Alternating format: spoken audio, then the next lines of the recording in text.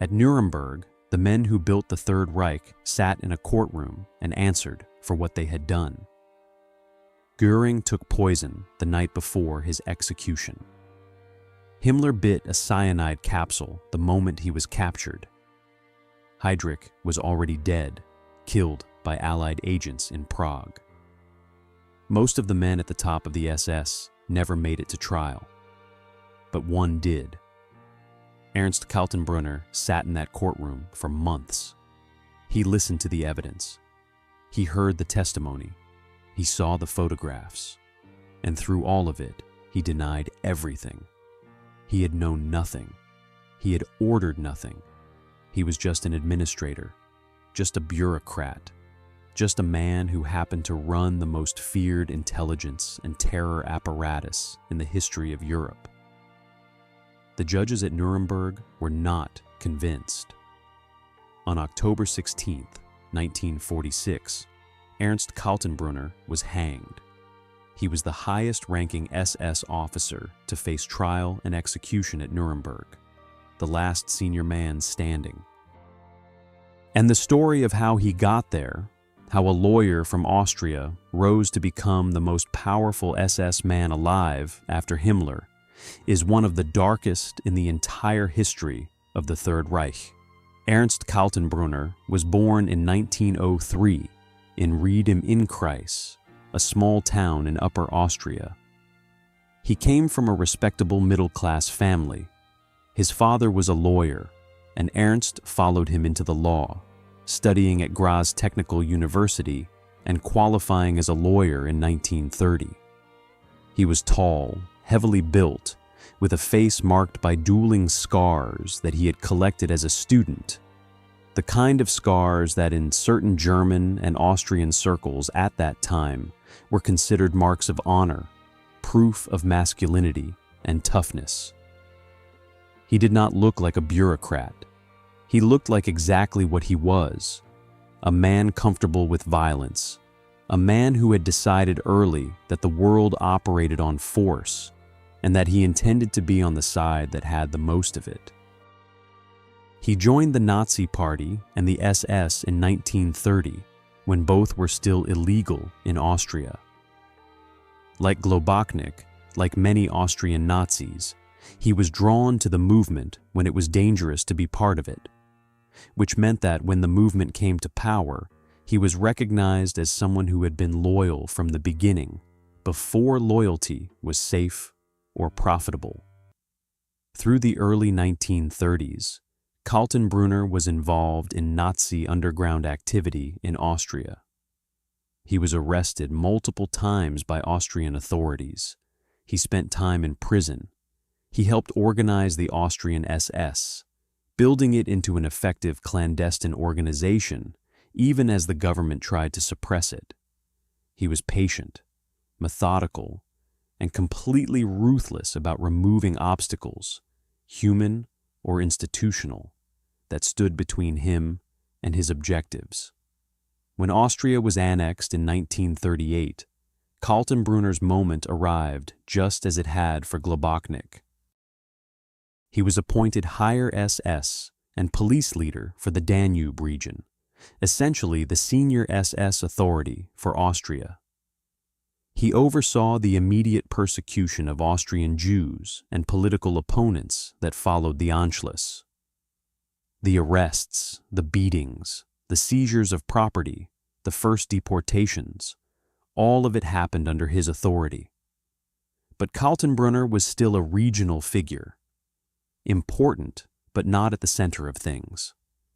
What elevated him to the very top of the SS was an assassin's bomb in Prague in May 1942. Reinhard Heydrich, the head of the Reich Security Main Office, the RSHA, which controlled the Gestapo, the SD, and the entire Nazi intelligence and terror apparatus, was assassinated by Czech and Slovak agents trained by British intelligence. He died on June 4, 1942, from wounds sustained in the attack, and his death left a vacancy at the top of the most powerful security organization in Nazi Germany. Himmler took his time filling it. Heydrich had been exceptional, brilliant, terrifying, effective in ways that were almost impossible to replace. The position sat empty for months while Himmler considered his options, and in January 1943, he appointed Ernst Kaltenbrunner as the new chief of the RSHA. It was not an obvious choice. Kaltenbrunner did not have Heydrich's intelligence or his administrative genius. He was not the kind of man who could walk into a room and dominate it through sheer intellectual force the way Heydrich could. What he had was loyalty, ruthlessness, and a complete absence of moral restraint. In Himmler's calculations, that was enough. The RSHA that Kaltenbrunner inherited was already a machine of extraordinary power and reach. The Gestapo, the secret state police, operated across occupied Europe, arresting, torturing, and murdering anyone deemed a threat to the regime. The SD, the security service, ran intelligence operations both inside Germany and abroad. The criminal police, the Foreign Intelligence Service, the office responsible for Jewish affairs, Eichmann's department, all of it fell under the RSHA, and now all of it fell under Kaltenbrunner. He ran it with efficiency and brutality.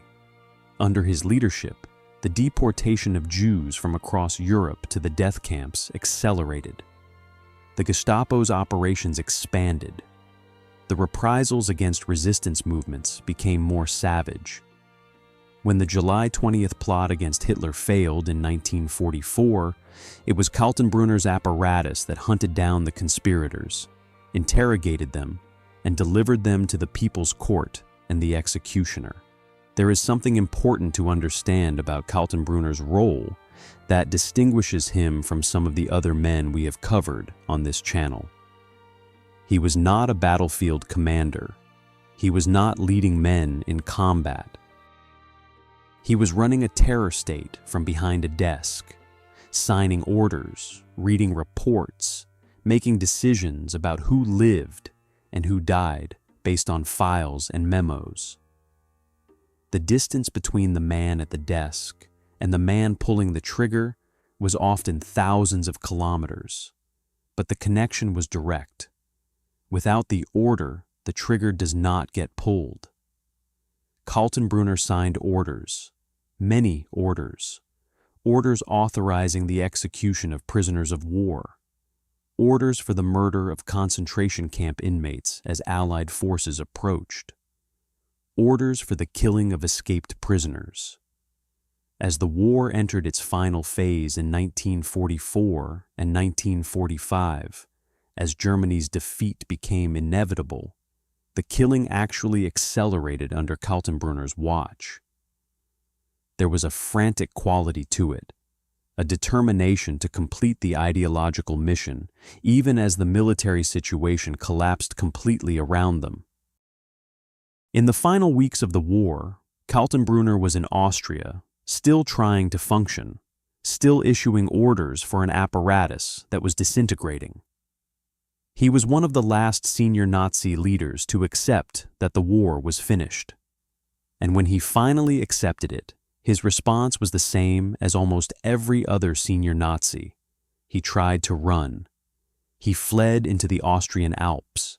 He obtained false papers. He grew a beard. He hid in a remote mountain cabin. For about 2 weeks after Germany's surrender, he thought he might actually escape. American forces found him on May 12, 1945, in a cabin near the Altusee Lake in the Austrian Alps. He was dressed as a doctor. He had false identity papers. He was carrying forged documents. He had not quite managed to arrange the cyanide capsule that had saved Himmler and Göring and so many others from the courtroom. He was arrested and taken to Nuremberg. The trial of the major war criminals at Nuremberg lasted from November 1945 to October 1946. Kaltenbrunner sat in the dock with Göring, with Ribbentrop, with the other surviving leaders of the Third Reich. He was represented by a defense attorney. He was allowed to testify on his own behalf. He was given every procedural protection that he and his organization had systematically denied to millions of victims. His defense was denial. Total, comprehensive, implausible denial. He had not known about the death camps. He had not ordered executions. He had simply been an intelligence administrator, concerned with gathering information, not with killing people. The documents with his signature, the orders for executions, the authorization for atrocities, he explained away, minimized, claimed were misunderstood or forged or taken out of context.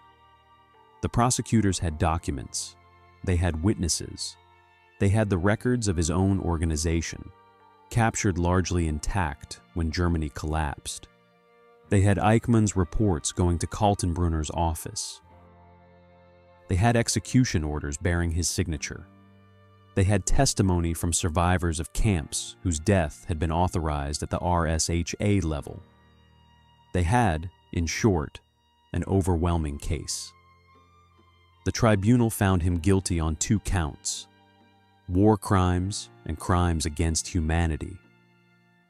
The verdict covered his responsibility for the concentration camps, for the murder of prisoners of war, for the deportation and murder of civilian populations across occupied Europe, for the terror operations of the Gestapo and SD under his command. He was sentenced to death. On October 16, 1946, Kaltenbrunner walked to the gallows in the gymnasium of Nuremberg prison. He was the last of the 10 men executed that night. He was 43 years old. His last words, spoken from the gallows, were that he had served his German people and his fatherland, and he was ready to die. He dropped through the trap door at 1:39 in the morning. It was over in moments.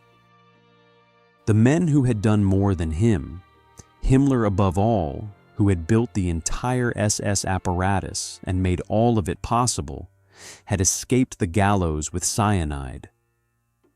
Heydrich, who had been in many ways the true architect of the Holocaust's machinery, was already dead. Eichmann was in Argentina and would not be caught for another 14 years. Kaltenbrunner hanged because he was the senior man left standing. The machine he ran had killed millions. The men above him in that machine were dead or gone. And so the full weight of Nuremberg's judgment fell on the man at the top of what remained. Was that justice? In the sense that Kaltenbrunner was genuinely guilty, genuinely responsible for enormous crimes, genuinely deserving of exactly what he received, yes. In the sense that it was complete justice, that it reached everyone who deserved to be reached, no. The men who should have stood beside him in that dock were already dead, and they had chosen their own exits. Ernst Kaltenbrunner is not a complicated figure in the way that some of the men we cover on this channel are complicated.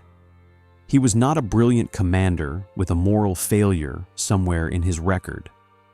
He was not a professional soldier trapped between duty and conscience.